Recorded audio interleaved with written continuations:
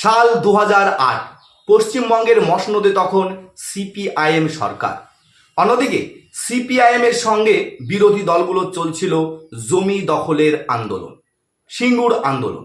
এই আন্দোলনের অন্যতম মুখ ছিল মমতা ব্যানার্জি। সাল 2008, 11ই নভেম্বর, তখন নন্দীগ্রাম আন্দোলনের রেশ বাংলা ছাড়িয়ে সারা ভারতবর্ষে ছড়িয়ে পড়েছিল।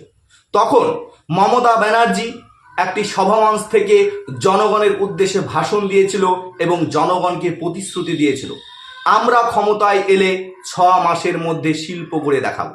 এমনকি তিনি সেই সভামঞ্চ থেকে সিপিআইএম সরকারকে চ্যালেঞ্জ ছুড়েছিলেন যে কিভাবে শিল্প গড়তে হয় আমরা জানি। সাল 2011, পশ্চিমবঙ্গে তখন বিধানসভা নির্বাচন। এই নির্বাচনকে কেন্দ্র করে তৃণমূল কংগ্রেস তাদের ম্যানিফেস্টো রিলিজ করেছিল।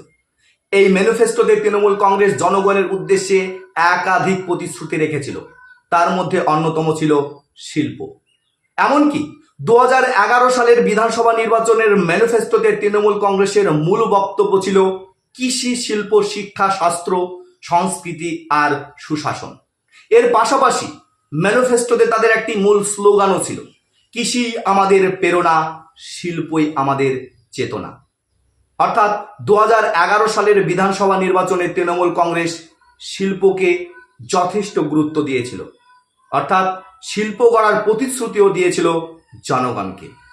অথচ এই পশ্চিমবঙ্গে নতুন করে শিল্প গড়া তো দূরের কথা, দিন দিন পশ্চিমবঙ্গ থেকে বিভিন্ন কোম্পানি তাদের কলকারখানা বন্ধ করে ব্যবসা গুটিয়ে বাংলা থেকে পালিয়ে যাচ্ছে। এর ফলে অনেক সাধারণ জনগণ তাদের কাজ হারাচ্ছে। এমনকি একটা প্রতিবেদনে দেখা যাচ্ছে তৃণমূল কংগ্রেসের আমলে পশ্চিমবঙ্গে ছোট বড় মিলে প্রায় 94টি কারখানা বন্ধ হয়েছে। হিন্দুস্তান টাইমসের রিপোর্ট অনুযায়ী আমাদের পশ্চিমবঙ্গে বর্তমানে কলকারখানার সংখ্যা 9650টি। কিন্তু আমাদের এই ভারতবর্ষের অন্য একটি রাজ্য তামিলনাড়ু, যেখানে বর্তমানে কলকারখানার সংখ্যা প্রায় 38,000-এরও বেশি। এমনকি আমাদের এই ভারতবর্ষের আরও একটি রাজ্য গুজরাট, যেখানে কলকারখানার সংখ্যা 28,000-এরও বেশি। ভারতবর্ষের আরও একটি রাজ্য মহারাষ্ট্র, যেখানে কলকারখানার সংখ্যা 25,000-এরও বেশি। কিন্তু আমাদের এই পশ্চিমবঙ্গে নতুন করে কোনো কলকারখানা তৈরি হয়নি, বরং দিন দিন কলকারখানা বন্ধের পথে। অথচ আমাদের পশ্চিমবঙ্গে নতুন করে কোনো কলকারখানা তৈরি হচ্ছে না, বরং দিন দিন বিভিন্ন কোম্পানি তাদের ব্যবসা বাণিজ্য গুটিয়ে বাংলা ছেড়ে চলে যাচ্ছে। মমতা ব্যানার্জি শুধু শিল্পকেই গুরুত্ব দেয়নি, শিক্ষাকেও যথেষ্ট গুরুত্ব দিয়ে 2011 সালের বিধানসভা নির্বাচন লড়াই করেছিল। 2011 সালের বিধানসভা নির্বাচনে তাদের ম্যানিফেস্টোতে শিক্ষা নিয়ে জনগণের উদ্দেশ্যে যে সমস্ত প্রতিশ্রুতি ছিল, তার মধ্যে অন্যতম ছিল যে বিষয়ভিত্তিক শিক্ষার পঠন পাঠনে শিক্ষকের ঘাটতি পূরণ। অথচ আজকে বর্তমান সময়ে বিভিন্ন সরকারি স্কুলগুলোতে শিক্ষকের অভাবে স্কুলগুলিতে ছাত্রছাত্রীর যেমন পড়াশোনা হচ্ছে না, তার পাশাপাশি স্কুলগুলি বন্ধ হয়ে যাচ্ছে। এমনকি 2011 সালের ম্যানিফেস্টোতে তৃণমূল কংগ্রেসের শিক্ষা নিয়ে আরও একটি গুরুত্বপূর্ণ প্রতিশ্রুতি ছিল যে স্নাতকদের জন্য কর্মসংস্থান। অথচ 2016 সালের পরে পশ্চিমবঙ্গে কোনো এসএসসি এক্সাম হয়নি।